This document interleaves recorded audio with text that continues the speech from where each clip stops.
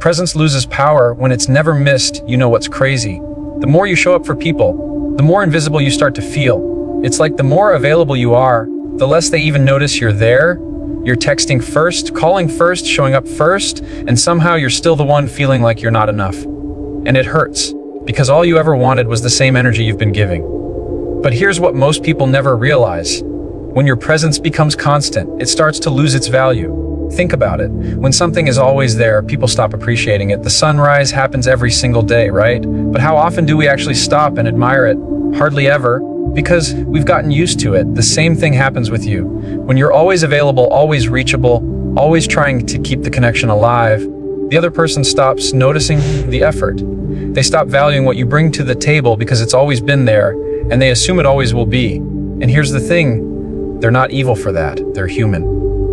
We all take comfort for granted when it doesn't have boundaries. The problem is when you start believing that the only way to keep someone is to keep giving more of yourself. You start shrinking your needs just to maintain peace. You start texting when they don't. You keep the conversation alive when it's dying. You bend your schedule, your emotions, your energy. And after a while, you forget what it feels like to be chosen freely. You've turned your presence into something predictable, not powerful. But presence is supposed to have impact.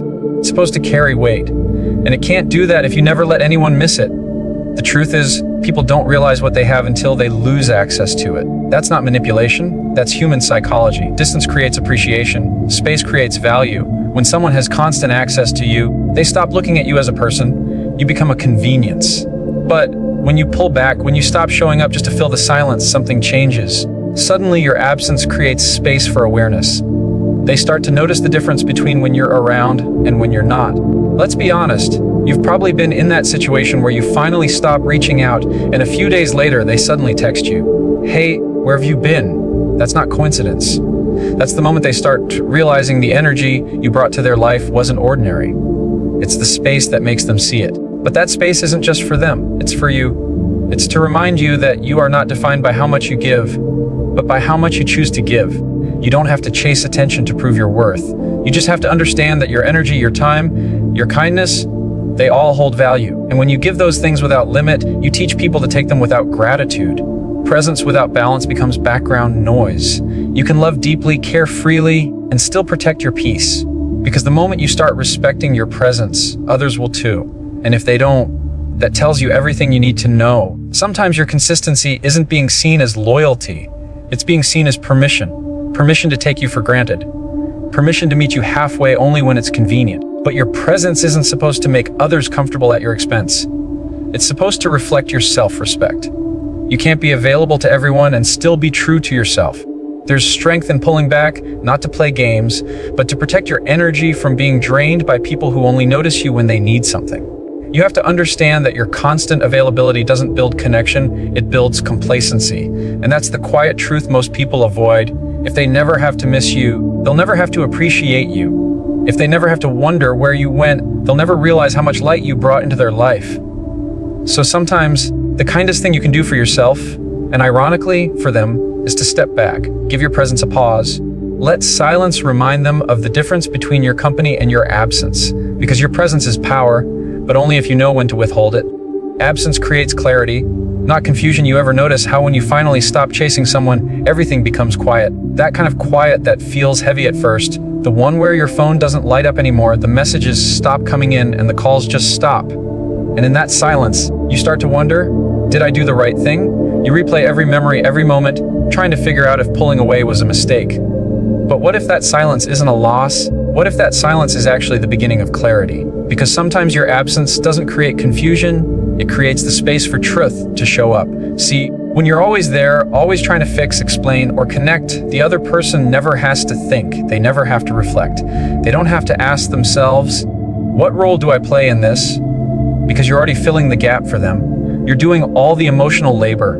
You're carrying both sides of the relationship. But the second you stop, the second you take that step back, something shifts, the noise fades, and in that stillness, clarity begins to speak.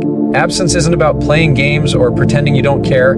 It's not about ignoring people or making them chase you. It's about giving both sides room to breathe. When you stop showing up every second, you give yourself perspective. You start to see who reaches out when you stop reaching in. You start to notice who values your silence, not just your effort. That's when you learn who's there because they care and who's there because it's convenient. And let's be real, sometimes absence exposes more truth than presence ever could. Because when you're there all the time, it's easy for them to hide behind comfort. They don't have to face the reality of what they're losing. But when you step away, when your energy isn't in the room anymore, they're forced to feel that gap. That's when they realize how much space you actually filled in their life.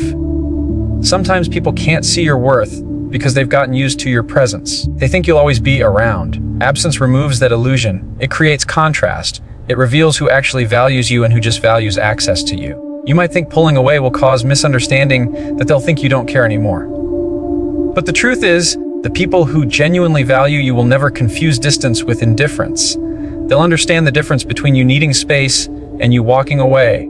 They'll respect that silence. They'll show up in it. Because real connection doesn't fade when communication pauses, it deepens. And something beautiful happens when you sit in that silence long enough. Your thoughts stop racing toward them and start turning inward. You begin to realize what you need, what you've been neglecting, what you've been tolerating just to keep the peace. You start asking yourself the questions you've been avoiding. Why am I always the one chasing? Why do I keep giving to someone who doesn't give back? Why am I afraid to be missed? Those questions, they sting at first, but that sting, that's growth beginning to happen. Absence brings clarity because it removes distractions. It takes away the constant noise of someone else's inconsistency and replaces it with your own truth. You start seeing patterns you ignored. You start hearing your own voice again. And that's where strength begins, in that quiet moment where you stop waiting for someone to understand you and start understanding yourself. And maybe, just maybe, your absence becomes their lesson too. Because sometimes people don't wake up until your silence replaces your words. They don't reflect until the conversations stop coming. They don't realize the comfort you brought until they sit in the discomfort of you not being there. It's not revenge. It's reality. Absence creates awareness that presence could never teach. So when you pull back, don't think of it as losing connection. Think of it as gaining perspective. That space you create isn't a wall, it's a mirror. And what it reflects back to you is everything you need to know about who values you, who uses you, and who never really saw you in the first place. You teach people how to treat you by what you tolerate. Let's be honest. The way people treat you isn't always a reflection of who they are. Sometimes, it's a reflection of what you've allowed. Every time you let something slide, every time you stay silent, when you should have spoken up, you send a quiet message, this is okay. You might not mean to, you might just be trying to keep the peace, but what you tolerate consistently becomes what others believe is acceptable. And over time, that's how respect fades, not in one big moment, but in small, quiet allowances that stack up until you barely recognize yourself in the relationship anymore. It starts small, doesn't it? Maybe they ignore a message and you brush it off. They cancel plans last minute and you tell yourself they're busy. They raise their voice during an argument and you tell yourself they didn't mean it. You forgive, you excuse, you minimize, because deep down you just want things to work. You want connection more than you want confrontation. But that's where the shift happens. The moment you start prioritizing their comfort over your self-respect, you begin teaching them that your boundaries are flexible, your standards negotiable, and your worth conditional. People don't respect lines they don't see, and they don't stop crossing boundaries that aren't enforced. You can't expect someone to treat you better if you've already shown them they can mistreat you without consequence. That's not harsh, that's human nature. We train others through our reactions. If you always say, it's fine, they'll believe it's fine. If you always go back after being disrespected, they'll believe they can do it again. It's not that they're intentionally trying to hurt you. It's that you've made it easy for them not to change. But here's where it gets powerful. The moment you stop tolerating what drains you, you start teaching what strengthens you. When you stop engaging in conversations that go nowhere, when you stop giving energy to people who only show up when it benefits them, when you stop explaining yourself to someone who's already decided not to understand you, that's when the shift begins. That's when you stop being easy to take for granted. And I know it's not easy, because setting boundaries feels like losing people at first. It feels like you're being cold or selfish. But the truth is, boundaries don't push people away. They protect your peace from those who never planned to respect it. The ones who truly care about you won't be offended by your standards. They'll be inspired by them. They'll adjust. They'll listen. They'll meet you halfway because they value what you bring. The ones who only took from you will fade, and that's not rejection, that's redirection. You can't build respect by pleading for it. You build it by enforcing it, by choosing yourself even when it's uncomfortable. Because every time you say no to being treated less than you deserve, you're saying yes to your own growth. You're showing the world and yourself that your peace has a price, and it's not negotiable. You teach people how to treat you not through lectures or long explanations, but through consistent action, through calm, firm boundaries that say, I won't argue, but I also won't accept this. That's the kind of quiet strength that can't be ignored. Because when you stop reacting emotionally and start responding with clarity, you shift the dynamic completely. People either rise to meet your standard or reveal they were never capable of it. Either way, you win, because clarity is a form of protection. And maybe the hardest part of all this is realizing that the person you need to retrain first isn't them. It's you. You have to stop teaching yourself that love equals endurance, that peace means silence, that kindness means letting everything slide. Real self-respect begins when you stop romanticizing tolerance and start recognizing your worth as non-negotiable. You can still be kind. You can still be compassionate. But you can also be firm. You can love deeply and still have limits. You can care and still say, this doesn't work for me anymore. Because every time you draw that line, you remind yourself and everyone around you that your energy is a privilege, not a playground. Silence is a language. Speak it fluently, silence. It's uncomfortable, isn't it? We've been taught our whole lives that silence means weakness. That if you don't respond, if you don't defend yourself, if you don't explain, you lose control of the story. But what if silence is the most powerful response you could ever give? What if silence isn't surrender, it's strength? Because silence is not the absence of power. It's the presence of discipline. It's knowing that not everything deserves your voice, your energy, or your explanation. You don't need to argue with someone who's already decided not to understand you. You don't need to prove your side to someone who's committed to misunderstanding it. Silence says what words can't. It says, I'm done participating in chaos that doesn't grow me. And that message, it's louder than any argument ever could be. When someone disrespects you, silence isn't weakness, it's clarity. When someone tries to bait you into a reaction, silence is control. Because silence forces people to sit with what they've done, it creates space, it turns the mirror back on them. When you stop explaining yourself, when you stop reacting emotionally, people are left with their own behavior echoing in the quiet. And that's where accountability lies. Not in shouting matches, not in endless texts or explanations, in silence. Silence is uncomfortable because it demands reflection. It doesn't fill the air with excuses, it doesn't soften the truth. It just is. And in that space, people start to think, they start to question. They start to realize what they've done, or worse, what they've lost. You don't need to force that realization. Silence does it for you. And maybe you've been there. In that moment where you wanted to send that one last message, make that one last call, explain your heart one more time just to be understood. But deep down, you knew it wouldn't matter. Because you can't teach empathy to someone who benefits from misunderstanding you. You can't communicate peace to someone who thrives on conflict. That's when silence becomes your boundary. That's when your quiet says, I don't owe this energy to you anymore. Silence doesn't mean you don't care. It means you care about yourself enough to stop bleeding your emotions into someone who doesn't value them. It's self-respect in action. It's choosing peace over proving a point. Because not every battle needs to be fought. Some are won by walking away with your dignity intact. And the people who truly know your heart, they won't misinterpret your silence as indifference. They'll see it for what it is, maturity. There's also another side to silence, the silence between you and yourself. The moments when you stop talking, stop explaining, and just sit with your thoughts. That's where healing begins. That's where you learn to separate noise from truth. Because silence isn't empty, it's full of answers. It's in those quiet spaces that you reconnect with your strength, your intuition, your boundaries. Sometimes silence is the only language that toxic people understand. When you stop responding, when you stop feeding their need for reaction, you strip away their control. You stop playing a game that was never meant to be fair. And in doing so, you reclaim your power. You take it back without a single word. The truth is, silence requires more courage than speaking. Anyone can argue, defend, or explain. But it takes real confidence to say nothing and still know you're right. To sit in stillness while everything inside you wants to respond. To trust that time and truth will speak louder than your words ever could. So the next time someone tries to draw you into chaos, remember this silence isn't a void. It's a message. It says, I've said all I need to say through my absence. It says, I value my peace too much to fight for understanding from someone who doesn't listen. And it says, I don't need to raise my voice when my silence already echoes louder than your noise. Because silence, when used with intention, isn't running away. It's rising above. It's choosing not to lose your voice in a conversation that doesn't deserve it. It's a declaration of self-respect without saying a word. Absence heals what presence couldn't. There comes a point where being present stops helping. You try to fix, to talk, to reason, to make them see your heart, but no matter how much effort you give, nothing changes. You keep showing up, hoping this time will be different. This time they'll understand. This time they'll meet you halfway, but it doesn't happen. You start realizing that your presence, your effort, Your constant trying, it's not healing the situation. It's only keeping it alive. Sometimes the very thing you're fighting to keep is what's holding you back from peace. That's when absence becomes medicine, because there are wounds that can't close while you're still standing in the same room that caused them. You can't heal in a place that keeps reopening what you're trying to forget. You can't find clarity in a conversation that always turns into confusion. Sometimes stepping away isn't avoidance, it's awareness.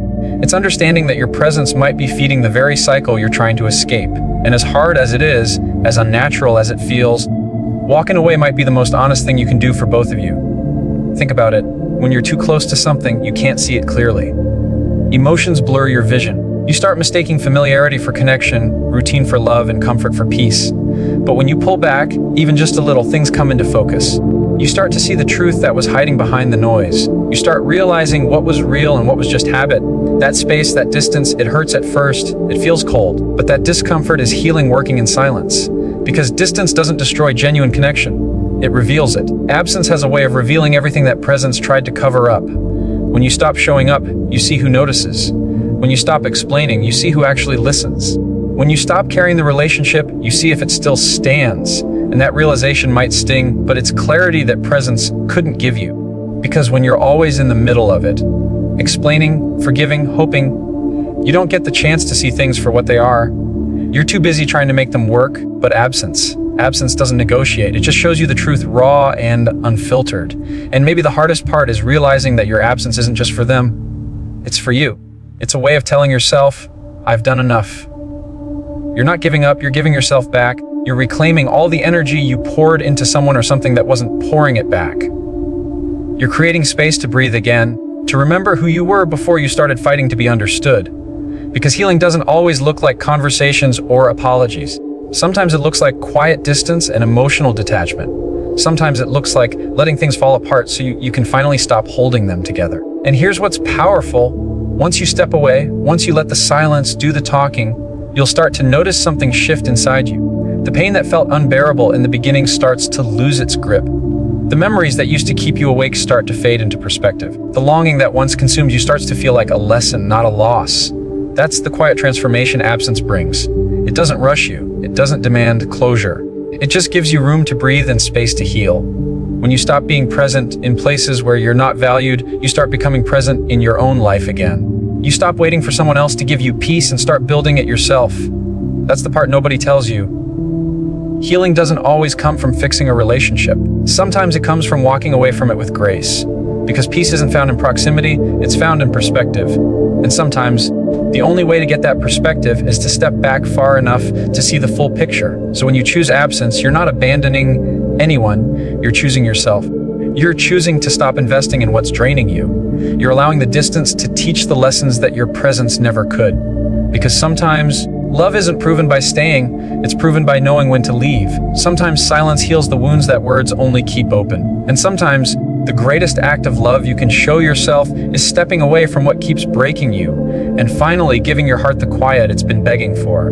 The right people respect your distance. The wrong ones resent it. You can always tell who truly values you by how they react when you start setting boundaries. The moment you stop being endlessly available, the moment you stop saying yes to everything, the moment you start saying no without apologizing, that's when the truth starts showing. Some people will respect it. They'll step up, they'll adjust, they'll understand that your space isn't rejection, it's self-respect. But others, they'll get angry, they'll act confused, they'll call you distant, cold, selfish. Why? Because your distance exposes their dependency. It reveals that their comfort relied on your lack of boundaries. When you were always there, it was easy for them. You answered every message, picked up every call, forgave every slight. You made the effort that kept everything moving. But the second you stop, the second you pause to take care of yourself, suddenly you're the problem. They'll say you've changed, but what really changed is their level of access. Because people who benefit from your lack of boundaries will always view your self-respect as an attack. They don't miss you.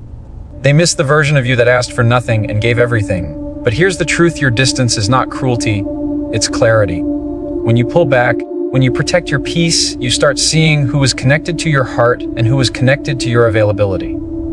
The right people won't guilt trip you for needing space. They'll get it. They'll know that protecting your energy doesn't mean you're abandoning them. It means you're maintaining yourself. Because real connection doesn't depend on constant communication, it depends on mutual understanding. You ever notice how the wrong people make you feel guilty for taking a breath? They twist your peace into punishment. They try to convince you that distance means disloyalty. That's because they've grown comfortable with your emotional labor. They've mistaken your kindness for weakness, your patience for permission. So when you pull away, they panic, not because they love you more than before, but because they've lost control over the version of you that always said yes. But the right people, they'll notice your silence and still trust your heart. They won't demand your presence. They'll respect your process. They'll understand that sometimes you need space to think, to heal, to recharge, and they'll hold that space without making it about them. That's how you know the difference. Because real love doesn't fear distance, it respects it. Distance becomes a filter. It's how you separate those who are attached to your energy from those who appreciate your essence. When you stop giving instant responses, when you stop showing up out of obligation, watch what happens. The wrong ones will fade away. They'll stop reaching out because your boundaries cut off their benefits. But the right ones, they'll remain. They'll give you time. They'll match your effort. They'll still check in, not to demand your attention, but to make sure you're okay. And maybe that's the beauty of distance. It reveals truth without a single word.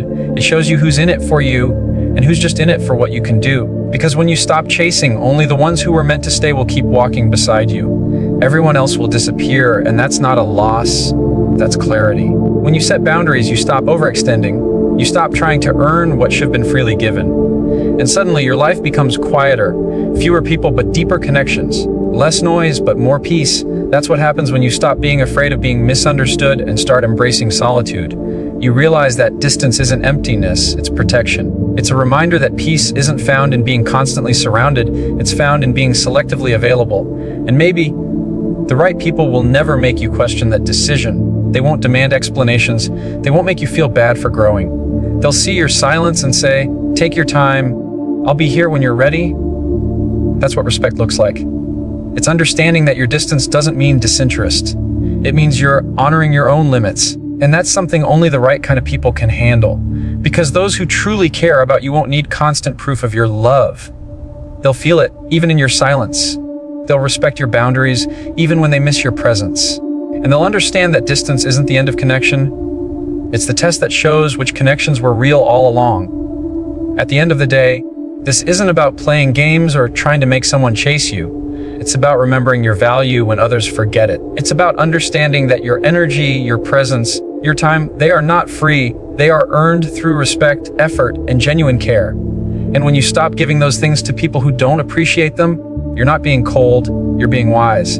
Because real love, real connection, doesn't require you to lose yourself to keep it alive. Sometimes the most powerful statement you can make is quiet distance. Not out of anger, not out of pride, but out of peace. Because absence has a way of revealing what presence could never teach. It shows you who's real, who's loyal, who's meant to stay, and who is only there out of convenience. The people who truly care about you will never need you to beg for their attention. They will notice your silence, feel your absence, and come closer with understanding, not excuses. So stop shrinking yourself to fit into spaces that don't see your worth. Stop over-explaining your heart to people who never listen. Stop proving your value to those who only appreciate it when it's gone. You are not meant to chase love. You are meant to be met with it. And the moment you decide to walk away from what drains you, you open the door to what's meant for you. Because your silence, your absence, your boundaries, they're not rejection. They're reminders. They say, "I know my worth now." They say, "I don't need to be seen by everyone, just by the right one." And when that kind of peace finds you, you'll realize something profound. You never needed to get his attention. You just needed to give yourself back your own.